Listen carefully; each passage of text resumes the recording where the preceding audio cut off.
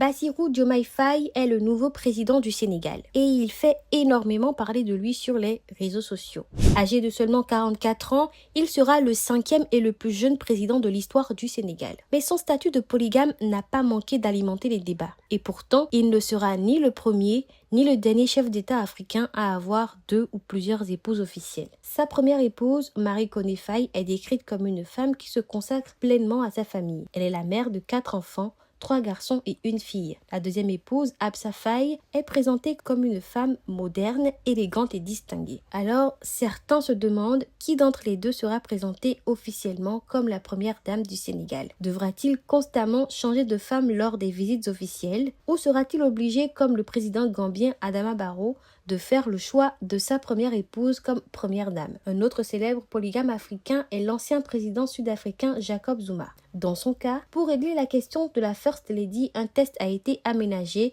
spécialement pour la famille Zuma. Ce test précise que la première dame est celle qui a été désignée pour représenter le président de la République ou celle qui est avec le chef de l'État lors d'une sortie officielle. Et même si pour certains observateurs, la polygamie est quelque chose d'encombrant pour un président, Nathalie Nyambe n'y voit aucun problème au niveau protocolaire. Selon l'activiste, l'épouse qui l'accompagne sera décrite comme première dame. Et s'il se fait accompagner des deux, on parlera des premières dames. Mais en réalité, la fonction de première dame n'existe pas dans la Constitution ni dans aucun test sénégalais. Désormais à la tête du Sénégal jusqu'en 2029, Bassirou Diomaye Faye, premier président polygame du pays, a d'autres objectifs en tête. Il vise entre autres l'abandon du franc CFA comme devise du pays et l'instauration d'une nouvelle devise nationale ou locale. Un projet qui mérite plus de débats que son statut matrimonial.